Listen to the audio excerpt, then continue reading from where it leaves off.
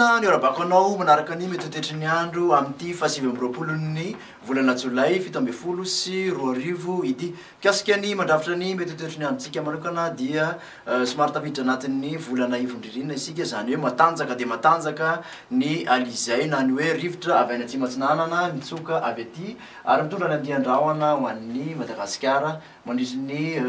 3 andro eo arak'izany mikasika ny toetry ny androntsika dia somary andro somary atana orana malefaka miamatevina amin'ny atsinana nosy manontolo iny ka hatraty amin'ny faritra Sava ny faritra Analanjirofo Antsinanana Vatovavy Fitovinany ny faritra Atsimo Antsinanana somary andrahona kosa ny maraina ho an'iny ilana atsinana ny faritra ampovoantany iny ary mety arahana eriky somary andrahona ihany koa ny faritra Bueny sy Sofia ary fandipy andrahona sy masoandro raha ho an'ny faritra Sisa. Ny torakandro kosa dia mbola mitoetratrany ny orana malefaka ho an'ny ilana atsinana nosy ary somary andrahona ny tapany avaratry ny nosy ho an'ny faritra Sisa kosa moa dia andrahona vitsy. Mikasika ny maripana voavinavina dia manodidina ny 7 ka hatramin'ny 14 ny faritra ampovoantany 7 ny ambandrina zany ho an'ny faritra Vakinakaratra mihoatra ny 20 kosa ho an'ny morontsiraka rehetrarehetra.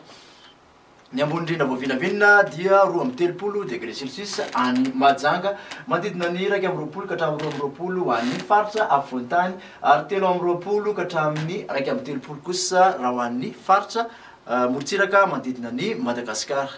Raha ho an'ireo toetry ny andro ho an'ny tanàn-dehibe ivelan'ny Madagasikara dia somary andrahona ny andro ho an'ny Paris Nairobi anorana tandrivindrahona kosa i Milan sy Bangkok ibaliky amin'ny masoandro ho an'ny Johannesburg. Ny toetry ny andro ho an'ny nosy manodidina ny Madagasikara indray dia somary andrahona ny andro raha ho an'ny Maurice ahitana orana tandrivindrahona i Seychelles ibalika ny masoandro ho an'ny Comores sy La Réunion. Dia zay indray ary tompoko nazatolotra anao raha tamin'ity anio ity manasa anao ho amin'ny manaraka indray veloma teo.